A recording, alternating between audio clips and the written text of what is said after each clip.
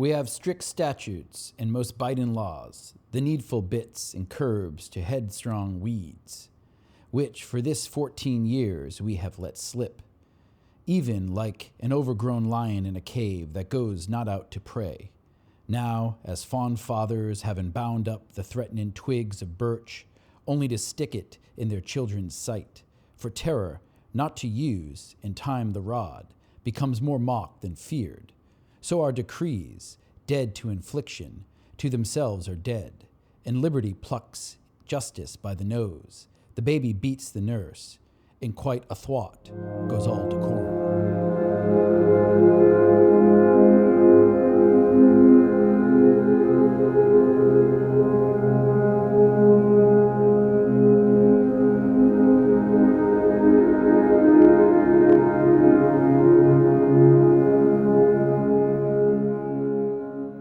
Welcome to Positive Read-Ins. That was The Duke from William Shakespeare's Measure for Measure, speaking of decorum and it fleeing the world. Before we get onto that subject, though, I invite you to check out another tale of decorum fleeing the world, Commuting. You can link to it in the description. Thank you. Measure for Measure is one of Shakespeare's so-called problem plays because it does not fit nicely into the tragedy or comedy genre. It's a dark comedy. It's a comedy about morality, and it's maybe a philosophical comedy. In the opening, or not the opening, but this is Act 1, Scene 3, which I was reading from. The Duke was explaining what has happened. This play is set in Vienna, and during his rule, these 14 years that he talks of, he did not enforce the rules, so the city has degraded into widespread crime. Mainly this seems to be sexual crime, prostitution, and just kind of loose morals all around. So he has decided to flee the city to allow Angelo to take over and to see if Angelo can fix things. There is some suggestion here that Angelo will not fix these things. Just later, on the next page, the Duke says, "More reasons for this action, for him leaving. At our more leisure shall I render you. Only this one, Lord Angelo is precise, stands at a guard with envy, scarce confesses that his blood flows, or that his appetite is more to bread than stone. Hence shall we see, if power change purpose, what our seemers be." So the Duke is putting Angelo up to a test. I'm going to give him the power, and we'll see what he does. He seems like a good, honest man, but we are going to see if that is the case, what our seemers be. And the Duke seems to be suggesting here that he knows Angelo is not the man he says he is. And sure enough, that is what's going to unfold. So the first thing that Angelo does is to enforce a law that the Duke was not enforcing. This law states that anyone who sex outside of wedlock will be put to death.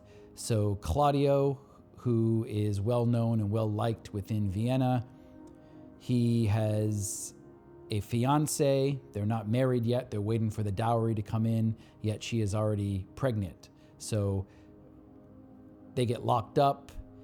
Claudio gets put on death row. The city is kind of shocked by this. They think this is too much. And Isabella, Claudio's sister, is asked to go in and try to talk Angelo out of this. Isabella is working on becoming a nun. She's getting ready to also flee into the monastery and become a nun. So her, Isabella, and the Duke, they have a lot in common here. They're both trying to flee society this kind of corrupt Vienna society of this time. And through the discussions she has with Angelo, this leads Angelo to propose that he will allow Claudio to live if Isabella sleeps with him. This upsets Isabella. Obviously, she goes back. She's even more upset because Claudio suggests that maybe she do this for him. And then this is when the Duke will come in and fix things. The Duke has come back disguised as a friar to look on and see what the problems are. This seems to be a common trope in folk tales and myths where the king leaves, comes back disguised. So he comes in and tries to fix things, and in order to fix things, he has to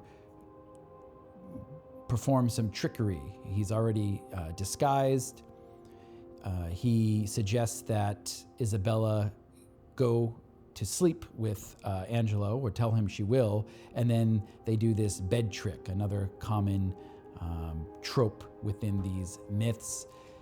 And the bed trick is essentially one woman replaces the other. So Angelo thinks he's sleeping with Isabella, but he ends up sleeping with his fiancée, someone he was betrothed to, he was going to marry, but her brothers died and they lost the dowry. So very much in the same situation that Claudio is in, and so then he ends up committing the same crime that Claudio has committed. And this eventually leads to the Duke coming into town and revealing all this and healing this society, the problems that they've had. And unexpectedly, he ends up marrying Isabella. I say unexpectedly because there's no romance between them. It would seem odd. Why are they getting married? But there's a good explanation for this, which is provided by a writer from the 1800s named D.J. Snyder. The play is focused on transgression and how we should respond to crimes and moral transgressions. So Isabella says to Angelo, this is when they're having a discussion, almost an argument. She's trying to talk him into not putting Claudio to death. She says, "Yet shows some pity." And Angelo responds, "I show it most of all when I show justice, for then I pity those I do not know, which a dismissed offense would after gall, and do him right that answering one foul wrong lives not to act another. Be satisfied, your brother dies tomorrow, be content." So Angelo says, I'm showing pity by enforcing the law, because then we're not going to have more people commit these crimes later. And Isabella responds, "So you must be the first that gives this sentence, the sentence of death for procreating out of marriage. And he that suffers," meaning her brother. "Oh, it is excellent to have a giant's strength, but it is tyrannous to use it like a giant." So Isabella makes this distinction that having the power that the government has, that the law has, this is a giant's power, but if we use it like a giant, if we use it too formally without showing any mercy, it becomes tyrannous. And so that's this play, Measure for Measure, is partly about trying to find a balance between justice and mercy and chastity and family procreation. Continuing, Isabella says, "Could great men thunder, as Jove himself does, Jove would never be quiet. For every pelting petty officer would use his heaven for thunder." Right? So if we had this strength, we would kind of abuse it, as Angelo is. "Nothing but thunder, merciful heaven, thou rather with thy sharp and sulphurous bolt splits the unwedgeable, the gnarled oak, than the soft myrtle. But man, proud man, dressed in a little brief authority, most ignorant of what he's most assured, his glassy essence, like an angry ape, plays such fantastic tricks before high heaven, as makes the angels weep who, with our spleens, would all themselves laugh mortal. So man being dressed in a little brief authority. So here is Angelo. He's been given some authority, and he's abusing it, and he does not know what he's actually doing by following this punishment too strictly, or following this law too strictly. A common criticism of this play is that Angelo acts kind of out of character. Why does he propose that Isabella sleep with him in order to save her brother? But he has a soliloquy here. This is also in Act 2, Act 2, Scene 2. Just after Isabella has said this, she leaves, and Angelo says, "From thee, even from thy virtue, what's this? What's this? Is this her fault or mine?" He's wondering, is it her fault that I'm attracted to her, or is it mine? The tempter or the tempted, who sins most? Ha! Nor she, nor doth she tempt, but it is I, that, lying by the violet in the sun, do as the carrion does, not as the flower, corrupt with virtuous season. Can it be that modesty may more betray our sense than woman's lightness? Having waste ground enough, shall we desire to razz the sanctuary and pitch our evils there? Oh, fie, fie, fie! What dost thou? Or what art thou, Angelo? So he's questioning, why am I doing this? He's having these desirous thoughts for Isabella, right? He says, shall we desire to razz the sanctuary? That would be her, and pitch our evils there. This sexual imagery there. And then he's saying, what art thou, Angelo? Why am I behaving this way? So he is also surprised by how he is acting, but this is how we should see him. He is young. He's acting badly, but he's just suddenly taken over by desire, and that's why he's making this indecent proposal to Isabella. As I said in the summary, the Duke fled to a monastery, disguised himself as a monk. This is also a common theme in Shakespeare's plays. Oftentimes there's some kind of rift in society, and the characters have to get out. In plays like As You Like It or Midsummer Night's Dream, they go off to the forest in order to heal this rift. In this play, as in maybe we get a little bit in Romeo and Juliet, they go to the monastery, and the Duke has to come back. He's kind of a mediator to kind of bring society back together.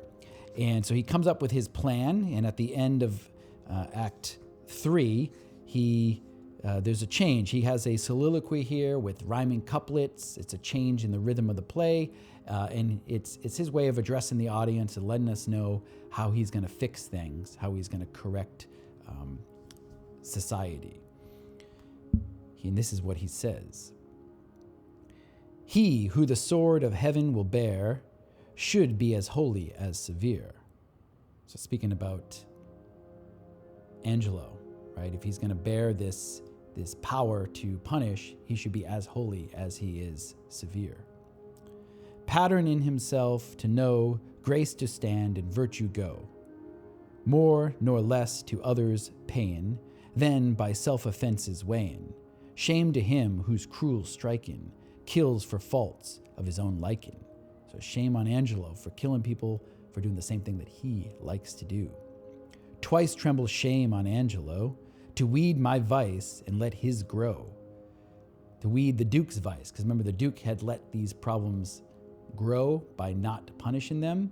So he's weeding the Duke's vice, he's getting rid of those, but he's letting his own grow. Oh, what may man within him hide, though angel on the outward side? So he looks nice and pleasant like an angel on the outside, but inside he's just a man. How may likeness made in crimes make in practice on the times, to draw with idle spider's strings, most ponderous in substantial things. Craft against vice I must apply, with Angelo tonight shall lie. His old betrothed, but despised, so disguise shall buy thy disguised. Pay with falsehood, false exactin, and perform an old contractin. So there he's letting the audience know Angelo's going to believe he's sleeping with Isabella, but actually he ends up sleeping with his old fiancée. That's the old contractin that he refers to there. So this is going to fix things. Unexpectedly, though, Angelo, after believing that he slept with Isabella, he says, "I want Claudio's head immediately." There's a really nice, kind of odd scene in here where Barnardine, this career criminal, drunk in prison, they say, "Oh, we'll take his head," but he refuses. He refuses to die. He refuses to live outside in the natural world. He's in prison all the time, but he also just says, "I'm not going to die." Later, he's pardoned. So the message there, I think, is that even for career criminals, there's a place for them to have some mercy. So D.J. Snyder in the 1800s wrote very insightfully about this play, and this is what he had to say about it. There has taken place a split which produces two worlds, the religious and the secular. The religious world has two principles, mercy and chastity, which principles have been taken away from the secular world. So from the secular world, mercy and chastity have left. So mercy being represented by the Duke and chastity being represented by Isabella. They've left the secular world to go to the religious, and that's why the secular world here is in trouble. In the latter, in the secular world, therefore remain abstract justice. On the one hand, for mercy has departed, and illicit sexual relation on the other hand, for chastity, has fled from society to the cloister.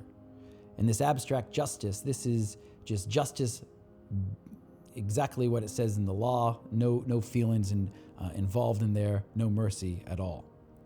Such is the logical result of the flight of the Duke and Isabella to their monastic life. In the secular world, therefore, two principles are now found which can only produce the most bitter conflict. Formal law undertakes to root out licentiousness. So formal law, just punishment, and they're just punishing the licentiousness of the city. And that's not the answer. There has to be these mediators, which is going to be the Duke and Isabella to some extent, to help bring these back into some kind of balance so we don't just have punishment and crime. Developing these same points in more detail, Snyder says there are three general movements of the entire action of the play he's speaking of. The first is short but must be considered as a part coordinate with the other two. It shows the disruption which has taken place in the whole social fabric of the country. The ruler, who is the embodiment of mercy, is unable to administer the law on account of excessive leniency towards crime. He leaves the state and betakes himself to the religious realm, enters a monastery. The woman, who is the representative of chastity, is preparing to abandon society and the family. She also is eager to lead the religious life of the cloister. So we're talking about the Duke and Isabella here, both leaving society. That is, mercy and chastity have taken flight from the secular world. The second movement portrays the conflict in this secular world between formal justice and incontinence, so inability to control oneself. The religious sphere, as a distinct, organized system, undertakes from without to mediate the difficulty and fails. The third movement indicates the true solution, the diremption, the separation between the secular and the religious elements is overcome, and both are united into a principle higher than either taken separately. Mercy becomes the constituent of the state, and chastity of the family. So the Duke comes back and reinserts mercy into formal justice. So it's, as it says here, mercy becomes the constituent of the state. The state is showing itself to be merciful, and chastity is coming back into the family. So it's not just, we have a whole cast of these with like pimps and prostitutes, and this is coming. So we're having chastity coming back into the family. Formal justice or injustice ceases, as well as the illicit relation of the sexes and the two grand ethical institutions of man. The merciful monk returns and becomes the just ruler, while the chaste woman is made his wife. So that would be the end with the Duke and Isabella marrying, and that's why it is happening. It needs to happen, even if it seems a bit odd. It is thus a double restoration from a double disruption.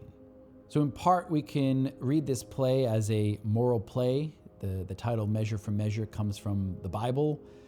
However, it's also in part probably a criticism of too formal of a religion.